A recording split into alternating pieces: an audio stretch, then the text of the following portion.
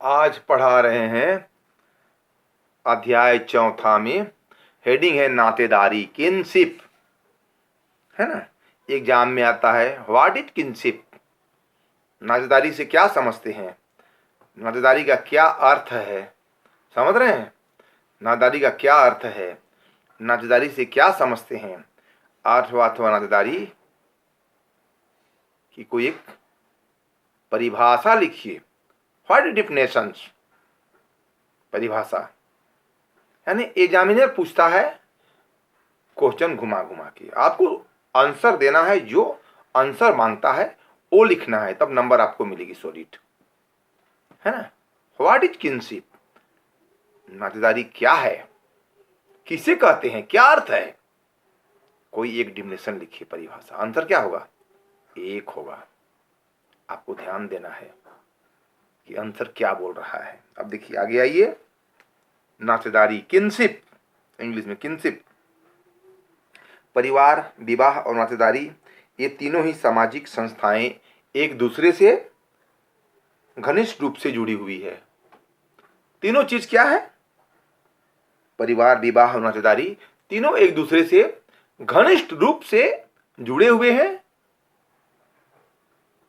और तीनों में संबंध है, घनिष्ठ संबंध है ना। अब आगे आइए, देखिए। इन संस्थाओं के अभाव में समाज की कल्पना भी नहीं की जा सकती है। इसके बिना समाज की कल्पना नहीं की जा सकती है, समाज अधूरा हो जाएगा। समाज इसी के तहत है, बात समझ रहे हैं। आगे देखिए। जन्म और विवाह के आधार पर नियमित समूहों के सदस्यों के बीच पाए जाने वाले, यानी ग्रुप के बीच, विवाह जन्म के आधार पर ग्रुप समूह के आधार पर पाए जाने वाले पारस्परिक संबंधों को परिभाषित करती है। पारस्परिक संबंध को, रिलेशनशिप को क्या करती है, परिभाषित करती है, डिफिनेसिस करती है, परिभाषित करती है। परिवार के प्रमुख उत्सवों में नातेदारी संबंधों का स्पष्ट प्रभाव देखने को मिलता है। जैसे हमारी बहन कहीं दी हुई है, खून से रिश्ता है, ये ब्लड से रिश्ता है, तो हमें ये देखने को मिलता है। नातेदारी संबंधों का अधिकार व और भी उनकी कर्तव्य की भावना के साथ काफी निकट का संबंध है, निकट का संबंध है। समझ रहे हैं ना, समझ रहे हैं।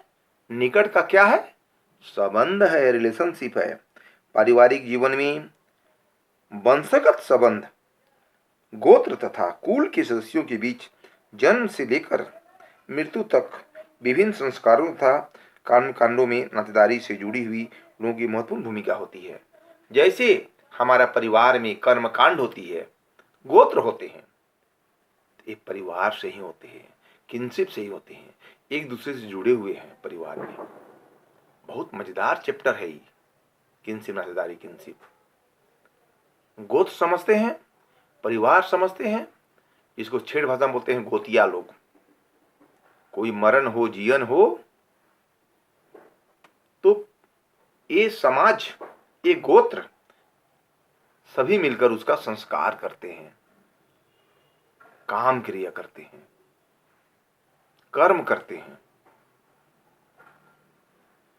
और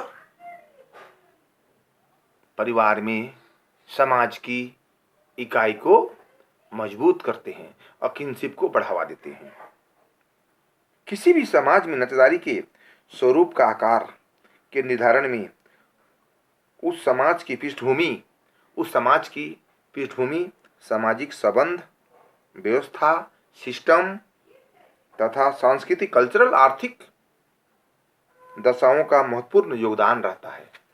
समझ गए हैं, योगदान रहता है। नातेदारी एक सार्वभौमिक संस्था है, परंतु विभिन्न समाजों में इसके स्वरूप, आकार व संबंधों की प्रकृति अलग अलग होती है।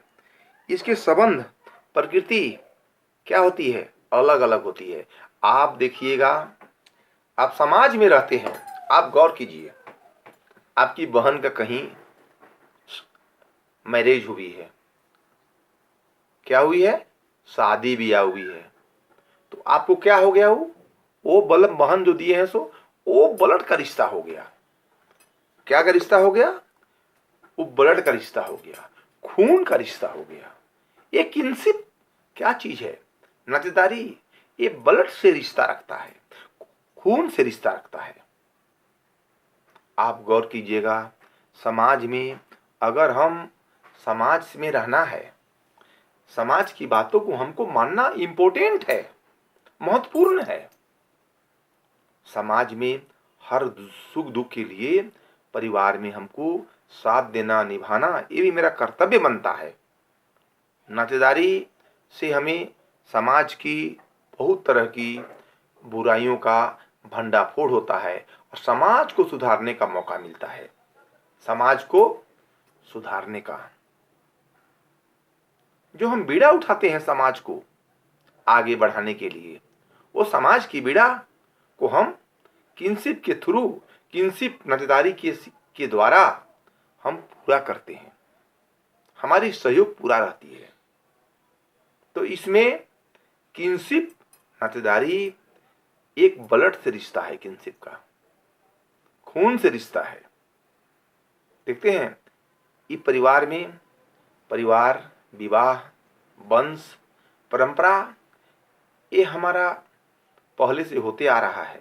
ये वंश, ये परंपरा, ये पीढ़ी में जो संस्कार, जो कल्चर हमारे यहाँ जो पहले से होते आ रहा है, पुरखों जमाने से,